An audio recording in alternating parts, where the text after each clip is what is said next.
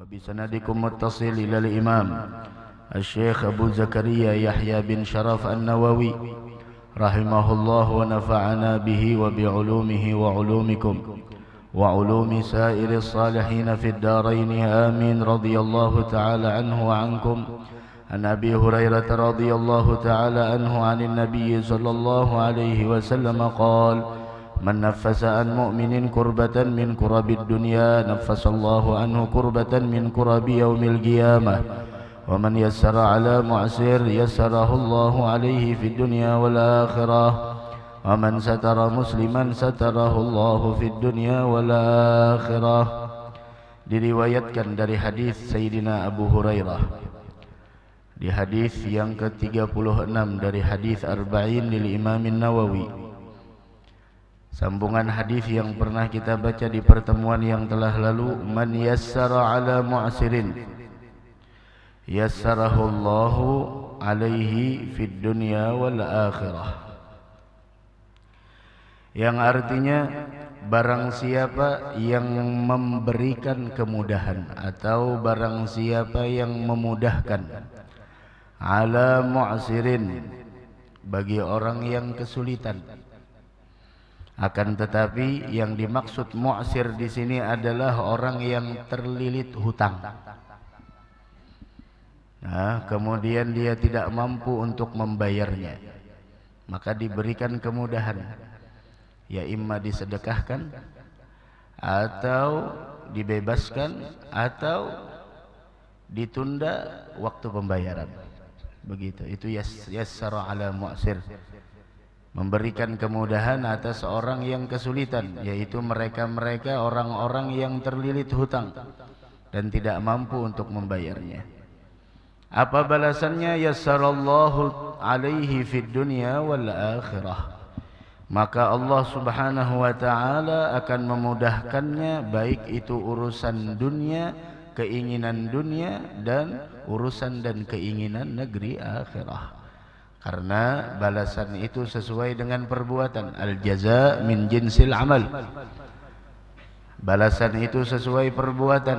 Dari karenanya kalau kita ingin diberikan kemudahan oleh Allah baik dari segala urusan ataupun keinginan dunia wal akhirah, maka hendaknya kita memudahkan kesulitan yang dialami oleh orang lain.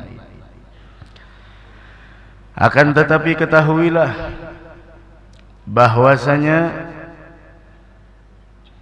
disebutkan sebagaimana hadis yang diriwayatkan oleh Al-Imam At-Tabarani, ayyuma rajulin tazawwaja imra'atan, lelaki manapun yang menikahi perempuan, fanawa alla yu'tiyaha min sadaqiha syai'an, kemudian dia mempunyai tujuan, mempunyai niat, sedangkan niat letaknya di hati, dan apa yang ada di dalam hati seseorang tidak ada yang mampu mengetahuinya. Sedalam apapun laut masih bisa diukur, akan tetapi isi hati manusia siapa yang tahu? Maka dari karenanya siapapun dari laki-laki yang menikahi perempuan kemudian dia berniat, mempunyai tujuan untuk tidak menyerahkan maharnya kepada perempuan tersebut, mata yauma yamut wa huwa zanin, maka seseorang tersebut ketika meninggal, maka orang itu sama seperti orang yang berzina. Walayadzubillah. Sampai disebutkan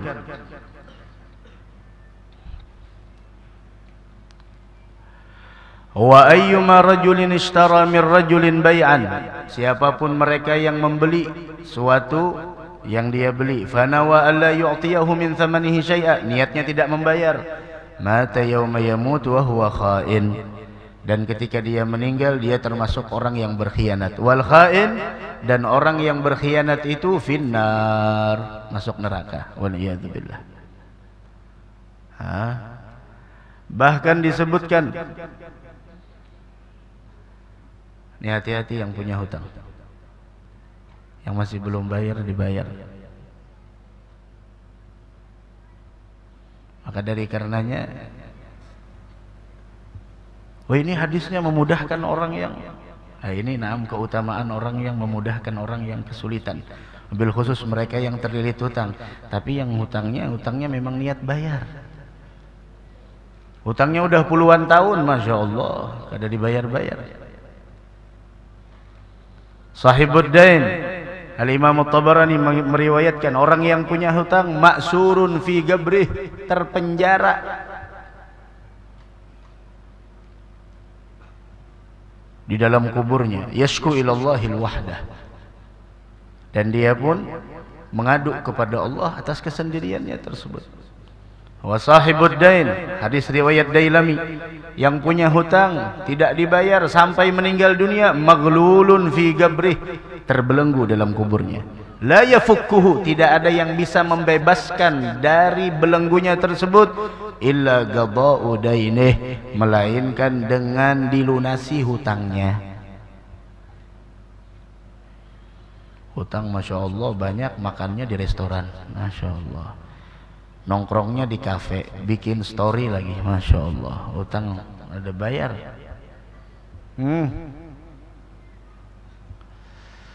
La ilaha illallah. Al-Imam At-Tabarani meriwayatkan, maniddana dainan, siapa orang yang berhutang, wa huwa yanwi ayu addiyah, ketika dia berhutang niatnya memang mau bayar, addallahu anhu yaumal qiyamah, Allah akan melunasi hutangnya tersebut nantinya besok di hari kiamat, memang niat.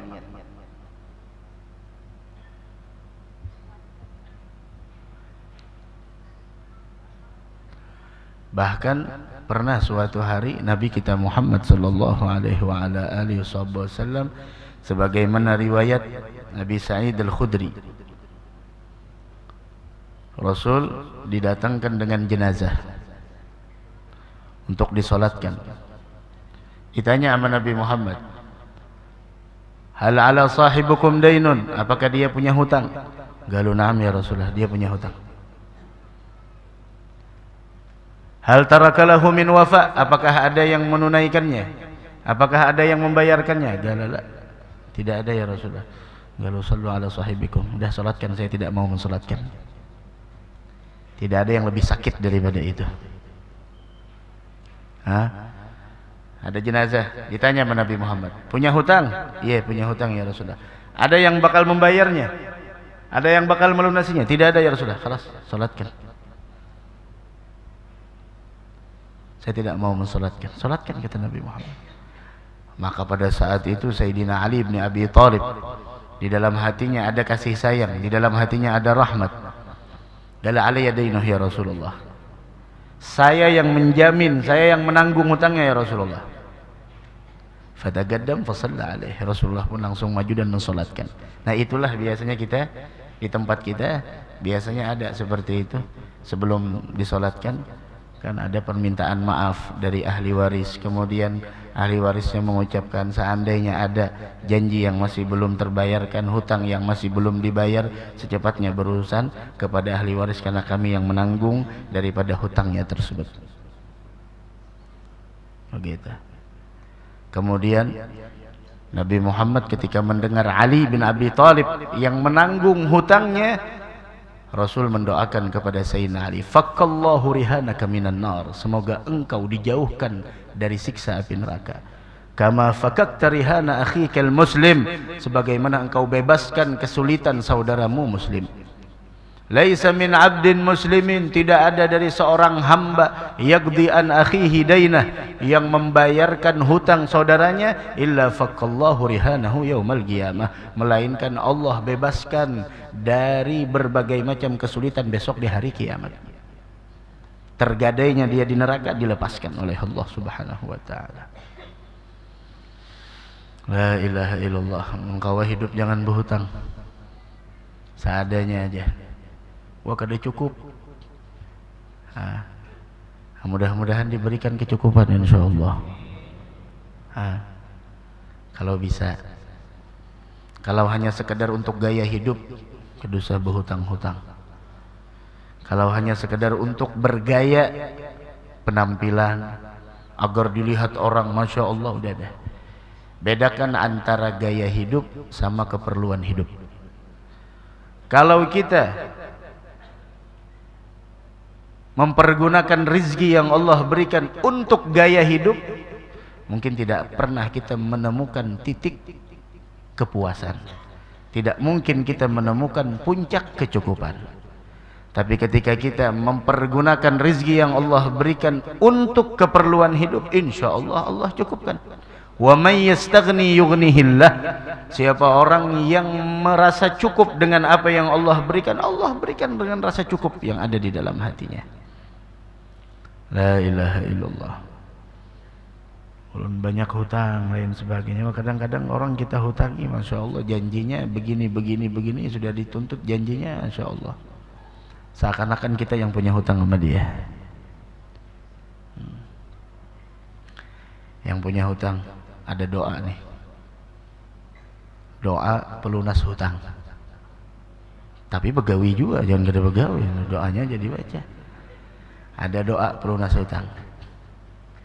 Tadi Ratibul Haddad kita baca, ada di sana, ya farijal ham, ya kashifal gham, ya man li abdih yaghfir wa yarham.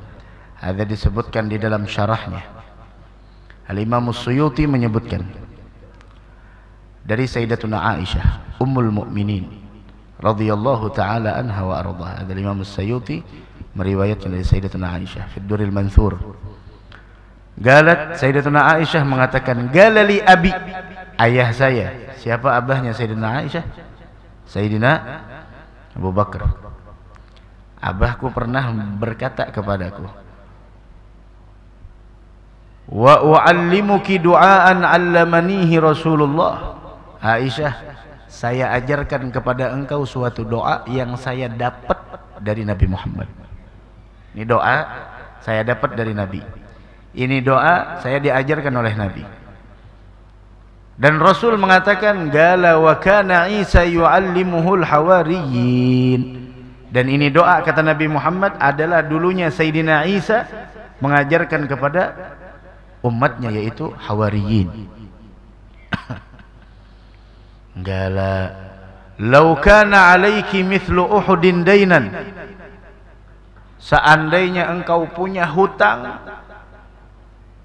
sebesar gunung. Gunungnya gunung Uhud.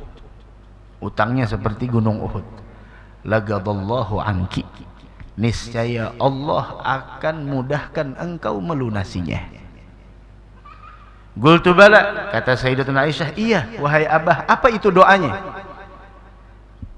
Kata Sayyidina Abu Bakar, guli ya farijal ham, ya kashifal gham.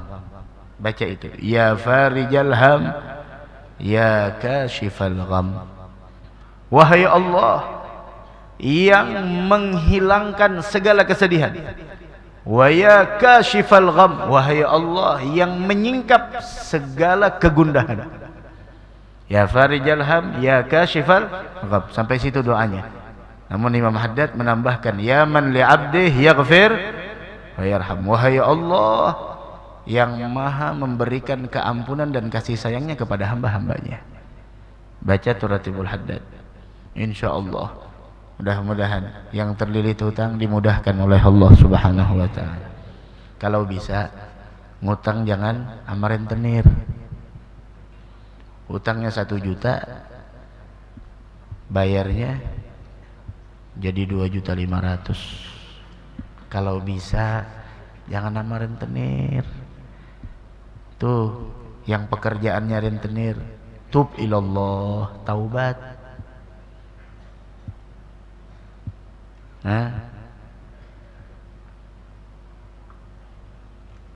Salah satu pekerjaan yang mengakibatkan su'ul khatimah itu riba. Fa illam taf'alu fa'dhanu biharbin minallah. Sampai Allah Subhanahu wa taala menyebutkan di dalam Al-Qur'an bagaimana Allah Subhanahu wa taala berfirman, kalau kalian tidak berhenti dari riba tersebut, fa'dhanu biharbi minallahi wa rasulih, maka umumkanlah perang dari Allah dan Rasulnya. Hutangnya 2 juta, bayarnya 5 juta. Bunganya masih belum selesai, apalagi hutangnya. Maka dari karena itu yang punya uang, ada yang kesulitan, ayo kasih hutang. Tapi dengan syarat tertentu. Contoh, ada orang suami istri. Yang suami mau ngutang, maaf pak, kalau pian hendak berhutang ulun kada pakai bunga. Tapi dengan syarat, istri pian harus tahu. Begitu. Jangan nantinya pada akhirnya udah tahu, kada ada bukti. Kita pakai catat kwitansi, ada materai, tanda tangan. Kapan bayarnya? Seperti itu. Yang istri mau ngutang, maaf ibu, kalau mau ngutang ulun kada bebungaan. Pian mau ngutang berapa? 2 juta. Taib, ulun hutangi 2 juta. Dengan syarat suami ibu harus tahu. Anak-anak ibu harus tahu. Bukannya mencekik, bukannya mengekang, tidak. Sebagaimana ibu menginginkan sesuatu, kita pun menginginkan sesuatu. Dan kita tidak mengambil keuntungan dari itu, cuma membantu. Bayangkan kalau suaminya tidak tahu, kalau pasangan hidupnya tidak tahu, kalau anak-anaknya tidak tahu, yang kasihan siapa? Sedangkan Rasul mengatakan orang yang punya hutang kalau dia meninggal dunia belum dibayar hutangnya, maghlulun fi gabrih. Dia dibelenggu, dirantai di dalam kuburnya, dan tidak ada yang bisa melepas belenggunya tersebut melainkan ketika dibayarkan hutangnya. Idza tadayantum bidainin ila ajalin musamma faktubuh. Catat. Bayar 2 juta aja. Nggih, bujur ya, bayar 2 juta aja. Cuma menagihnya tuh nah, ya Allah, kayak mengapungi maling. Situ mari nomor HP diganti, senonoh kada digantinya, di bloknya seorang. Haula wala quwata illa billah. Rumah dicari di rumah kada ada, terus dicari di gawian kada ada. Ini orangnya hidup di 2 alam, alam gaib lawan alam nyata. Ajib. Hadapi. Bismillah. Jangan menyepelekan hutang. Hati-hati. Kalau ini hadisnya tentang keistimewaan yang memudahkan atau memberikan kemudahan bagi orang yang kesulitan, bukan hanya hutang. Hutang juga bisa, namun segala kesulitan, lebih umum lagi, apapun kesulitan yang mereka alami. Yassarallahu alaihi fid dunya wal akhirah. Allah mudahkan segala urusan dan keinginannya, baik keinginan dunia, lebih-lebih keinginan akhirah. Dari karenanya di antara keistimewaan orang yang memudahkan orang yang mendapatkan kesulitan, Rasul bersabda sebagaimana hadis yang diriwayatkan oleh Imam Ahmad dari Abdullah bin Umar radhiyallahu taala anhuma, man arada an tustajaba da'watuh, siapa orang yang ingin dikabulkan doanya, wa tankashif kurbatuh, dan siapa orang yang ingin ditepis segala problem yang dia hadapi, falyufarrij an mu'sir, hendaklah dia memberikan kemudahan, melapangkan dari orang yang mengalami kesulitan. Ada orang kesulitan dibantu. Tapi kalau ada orang soleh yang dia ngutang untuk agama, untuk ini, untuk itu dan lain sebagainya, kemudian dia pun tidak mampu membayarnya, kita bismillah, ikut. Begitu. Man anzara mu'siran, diriwayatkan hadis yang lain, diriwayatkan oleh Imam Muslim dan Imam Tirmidzi dari Sayyidina Abi Hurairah. Siapa orang yang memberikan waktu tempo lebih lama lagi kepada orang yang berhutang, awadha anhu, atau melepaskannya, udah direlakan aja dah, aja ambil aja. Jarang-jarang orang kayak itu. Hutangnya berapa? 5 juta, udah kau relakan aja.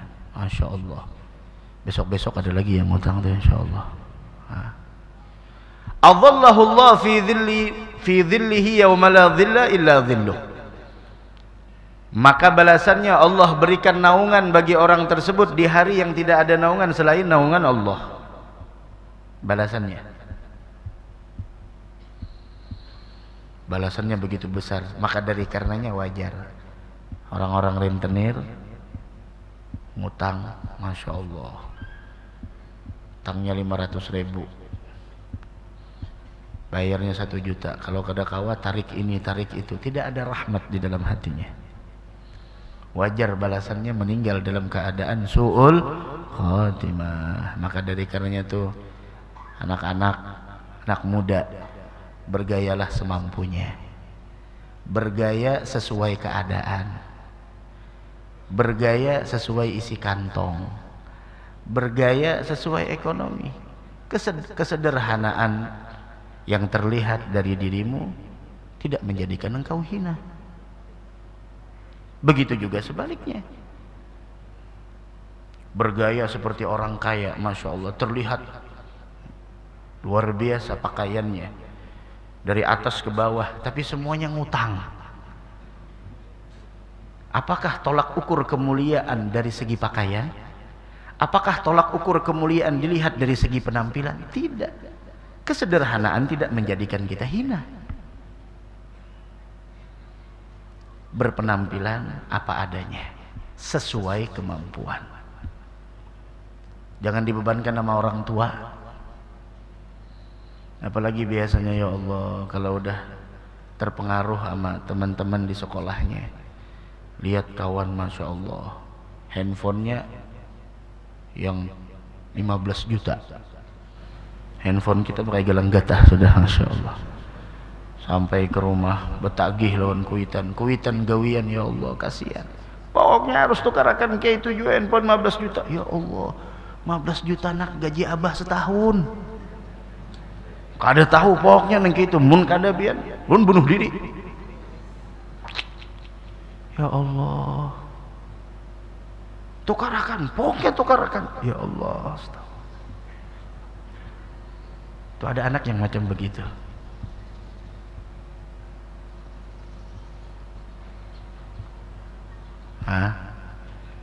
La ilaha illallah. Bergaya semampunya. Anak muda, bergayalah semampunya. Jangan malu terlihat sederhana. Jangan pernah minder terlihat apa adanya. Rioni, motor kita sederhana, udah jadi masalah. Datang, Masya Allah, telat lagi datangnya. Kenapa? Mogoknya 3 kali. Masya Allah, udah jadi masalah. Pakaian kita sederhana, beda yang lain, Masya Allah, pakaiannya maunya matching, pakai mobil tapi semuanya rentalan. Nah, udah jadi santai aja. Jangan pernah malu terlihat sederhana. Jangan pernah malu berpenampilan apa adanya. Malu itu ketika kita memaksakan diri untuk berpenampilan seperti orang kaya, namun kemampuan kita tidak mencapai seperti penampilan kita. Malu itu ketika kita membuat sesuatu yang mengakibatkan Allah murka sama kita. Malu itu ketika kita tidak mengerjakan kewajiban kita sebagai seorang hamba kepada Allah. Ada malu. La ilaha illallah. Mudah-mudahan yang punya hutang dari umat Nabi Muhammad dibebaskan oleh Allah Subhanahu wa taala. Amin ya rabbal alamin. Tuh yang orang tuanya ngutang demi anak-anak, ya Allah, bahagiakan orang tua.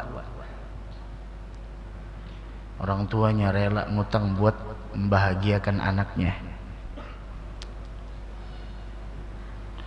Kalau memang mampu ya silahkan berpenampilan mau seperti apa, silahkan. Mampu beli handphone yang 15 juta, silahkan. Mampu berpakaian yang harganya jutaan, silahkan, tidak melarang, silahkan. Mampu beli kopiah yang harganya 300-500an, silahkan. Yang kita kada mampu 15 ribuan, udah jadi masalah. Bahkan 15 ribu 3, 5 ribu sebuting,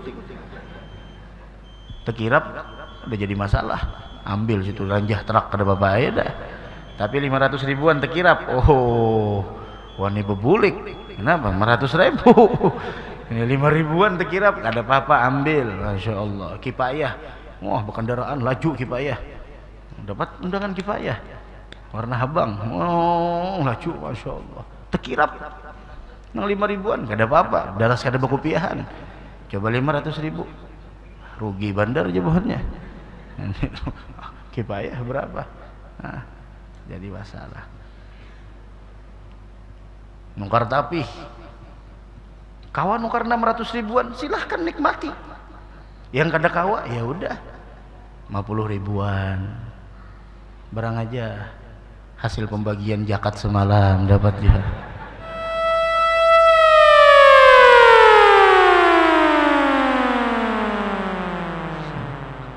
Bismillahirrahmanirrahim.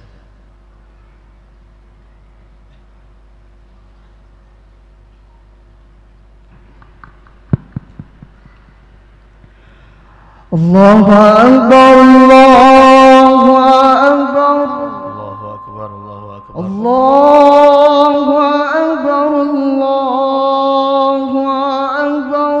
Allahu Akbar. Asyhadu an la ilaha illallah.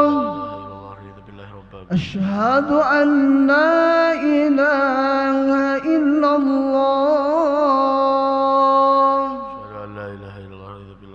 أشهد أن محمدا رسول الله. أشهد أن محمدا رسول الله.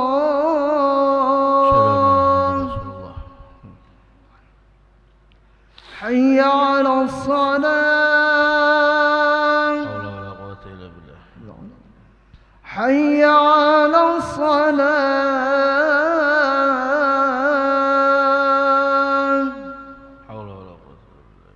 حي على الفلاح. حي على الفلاح.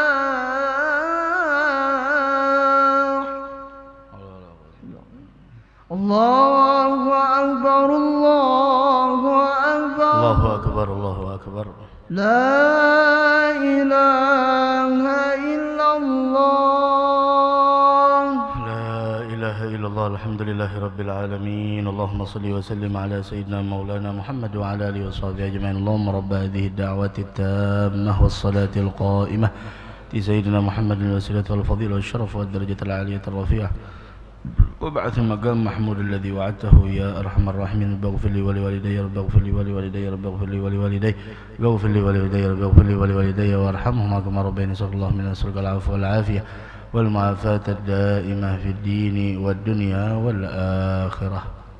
Nah, bahkan dalam hadis tidaklah seseorang memberikan keringanan bagi orang yang berhutang kepadanya dengan cara apa? Menunda waktu bayarnya, melainkan setiap hari orang tersebut ditulis seperti orang yang bersedekah.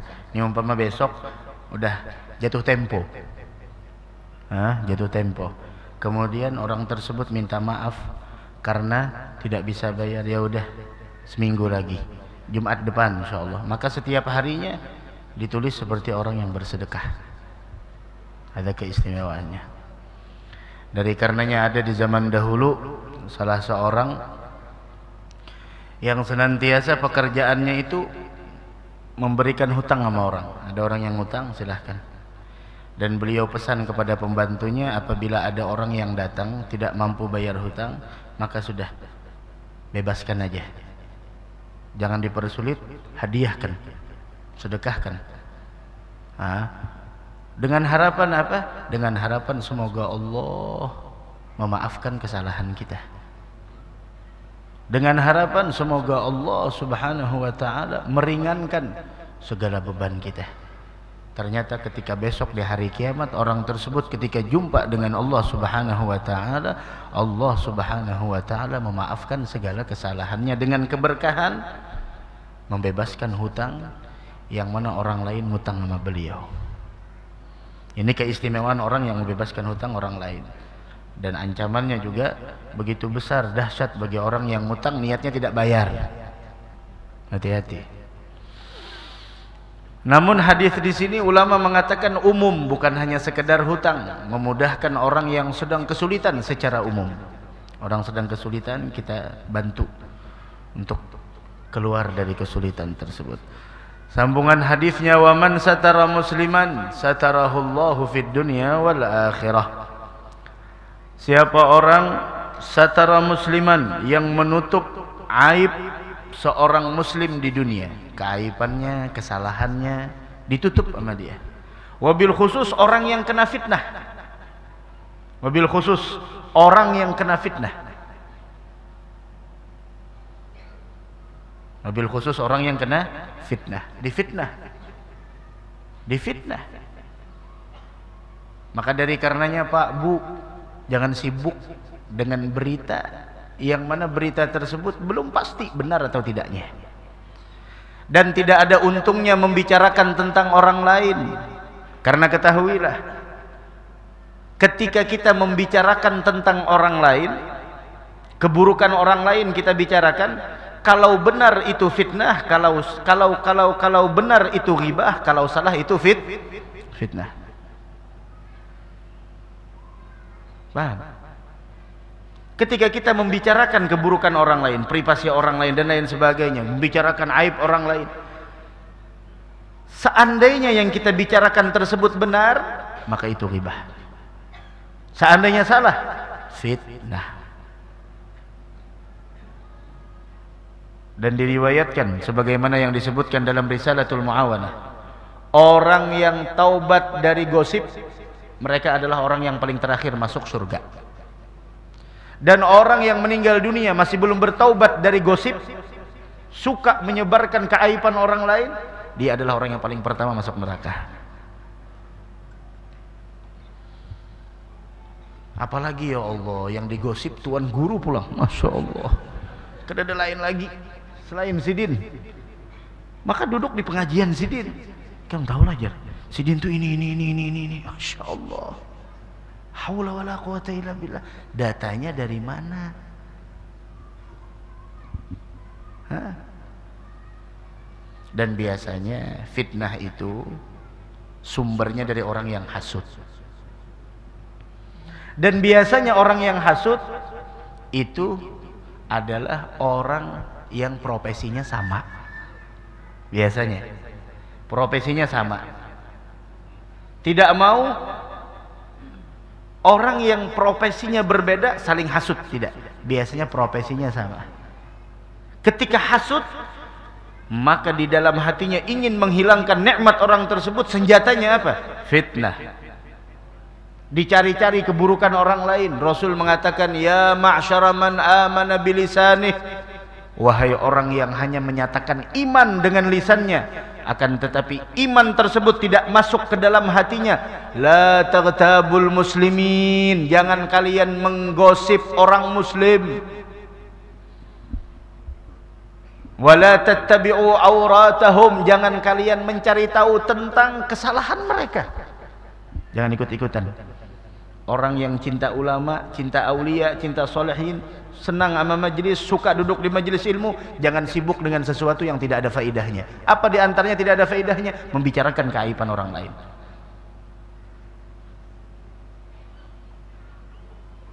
Begitu mudah mengoreksi kotoran yang ada di baju orang lain, sedangkan kotoran yang ada di baju kita lebih banyak dari kotoran yang ada di baju orang lain. Dari karenanya sesuatu yang paling sulit dalam kehidupan ini adalah mengetahui kekurangan diri sendiri. Dan yang paling mudah membicarakan keaiban orang lain. Dari karenanya salah satu perbuatan yang merusak amal kita adalah terlalu sibuk dengan kekurangan dan keaiban orang lain. Dan ingat, yang berupaya untuk mencari tahu aib orang lain, membongkar aib orang lain, mencari tahu sana sini dan lain sebagainya, maka siap-siap aibnya bakal dibongkar oleh Allah, meskipun dia berada di kamar tengah-tengah rumahnya. Persembunyiannya sudah bersembunyi, tapi dia di sana suka membongkar dan mencari tahu tentang aib orang lain, maka keaibannya siap-siap bakal dibongkar oleh Allah. Hati-hati. Man satara musliman, siapa orang yang menutup keaiban saudaranya muslim, satarahullahu fid dunya wal akhirah, Allah tutup keaibannya dunia dan akhirat. Tidak dipermalukan, tidak disiksa atas apa yang pernah dia lakukan. Sebagaimana orang lain punya kekurangan, kita punya mulut, begitu juga sebaliknya. Orang lain punya mulut, kita punya kekurangan. Sebagaimana kita tidak mau aib kita dibicarakan, begitu juga orang lain aibnya tidak senang untuk diperbincangkan. Udah, kalau ada yang ngebicarakan keaiban orang lain, udah, jangan ikut-ikutan. Ini kadang ulun kadumpat aja, ulun mendengarkan aja, mengiyakan aja, sama. Bahkan yang fatalnya lagi, dasar bujur guru itu aja. Bujur itu juga nang gibah. Ini dasar bujur aja kabarnya. Bujur itu juga gibah. Dan apa urusan pian? Itu dapur orang. Itu privasi orang lain. Itu urusan orang lain. Nah, dari karena itu adalah Imam Hasanul Basri, ini bagi yang digibah, bagi yang digosip. Dahulu ada Imam Hasanul Basri, kalau beliau sampai kabar kepada beliau ada orang yang menggosip beliau, beliau pergi ke pasar, beli manisan, beli makanan, satu ceper, dibawa sama beliau, langsung diketok rumah orang yang menggosip beliau. Gala, assalamualaikum, waalaikumsalam. Gala, jazakallah khair, terima kasih banyak, saya tidak mampu membalas kebaikan yang engkau berikan kepada saya, melainkan saya memberikan makanan ini kepadamu. Gala, ya Imam, apa yang saya lakukan, apa yang saya berikan kebaikan? Engkau telah mentransfer pahalamu kepada saya dengan engkau menggosip aku. Ini langsung malu, ya Allah, karena zaman dahulu yang paling berharga bagi mereka pahala. Zaman sekarang ada orang yang gosip kita, masya Allah, mie 1 dus, beras 5 liter, terima kasih banyak ikan menggosip aku. Keluarganya masih banyak menggosip kita lagi, jadinya masih makin banyak lagi tuh. Nah, dari karenanya ada orang yang bangkrut besok di hari kiamat, diantaranya tuh suka menggosip. Duduk di warung gosip orang, duduk di kafe gosip orang, tutup aib orang lain. Man satara aurata akhihil muslim satarahullahu auratah yaumal qiyamah. Siapa orang yang menutup aib orang lain selama di dunia, Allah tutup aibnya besok di hari kiamat. Akan tetapi yang dimaksud dari sini kata ulama diantaranya adalah menutup di sini bukan hanya sekedar menutup aurat, menutup keaiban, tapi memberikan pakaian, menutup aurat-aurat zahir. Akan tetapi masuk di sana hadis semuanya, baik itu dari segi zahir ataupun dari segi batin. Baik itu memberikan pakaian kepada orang lain atau menutup keaiban yang dimiliki oleh orang lain. Terakhir, kabar gembira bagi mereka yang berusaha menutup aib orang lain. Diceritakan ada salah seorang tidur suatu malam, mimpi sama Nabi Muhammad sallallahu alaihi wasallam. Kata Nabi Muhammad, "Gala, gum ya fulan, bangun. Berangkatlah ke suatu tempat dan tanyakan salah seorang dari Gabilah Al-Ma'dawi. Ada di sana salah seorang, dan sampaikan salam saya kepada dia dan katakan kepadanya, dia adalah temanku nantinya di dalam surga." Semoga kita besok dikumpulkan bersama Nabi Muhammad di dalam surga. Kalau ingin besok kita bersama Nabi Muhammad di dalam surga, jangan jauh dari keluarganya, jangan jauh dari pewarisnya, jangan jauh dari warisannya, jangan jauh dari peninggalannya yang berharga, jangan jauh dari mukjizat terbesarnya yaitu Al-Quran, jangan jauh dari sunnahnya. Begitu. Falamma staiqadha min manamih, manakala dia bangun dari tidur langsung berangkat sebagaimana yang diisyaratkan oleh Nabi Muhammad. Kemudian dia perhatikan nih orang, rajul min al-Ma'dawi, tidak melakukan kebaikan sesuatu yang lebih dari biasanya. Lalu dia bertanya, "Ya fulan, apa yang kau lakukan?" Gala, ketika orang tersebut mendapatkan apa yang diisyaratkan sama Nabi Muhammad, dia beritahukan tadi malam mimpi sama Nabi Muhammad. Nabi Muhammad menginstruksikan kepada saya untuk datang ke tempat ini untuk mencari engkau, dan Nabi Muhammad titip salam. Dan Nabi Muhammad bilang, engkau menjadi pendampingnya besok di dalam surga. Allah Allah. Tidak ada yang kita inginkan selain itu semuanya. Tidak ada yang didambakan oleh para pencinta melainkan kebersamaan dengan orang yang mereka cintai. Dari karenanya tidak ada siksaan yang paling pedih bagi para pencinta sebenarnya melainkan ketika mereka terdinding dari orang yang mereka cintai. Dan tidak ada nikmat yang lebih lezat melebihi daripada ketika mereka terkoneksi dan terhubung dengan orang-orang yang mereka cintai. Dia bilang, apa amalmu? Sampai Nabi Muhammad titip salam dan menginstruksikan kepada saya, dan Nabi Muhammad bilang, engkau nantinya akan berdampingan dengan beliau dalam surga. Dan para sahabat tidak ada yang membuat mereka kepengen masuk surga melainkan karena ada Nabi Muhammad di dalamnya. Dan surga tidak akan pernah menjadi indah tanpa kehadiran Nabi Muhammad sallallahu alaihi wa ala alihi wasallam. Sampai Habib Ali Habsyi bilang, kenikmatan surga, semua kenikmatan surga tidak menjadikan saya tergiur untuk memasukinya, melainkan yang membuat saya tergiur untuk masuk ke dalamnya karena ada Nabi Muhammad di dalamnya sallallahu wasallam wa baraka alaihi wa ala alihi.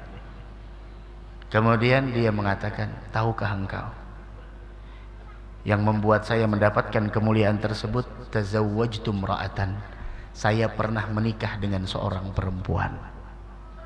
Nikah sama seorang perempuan.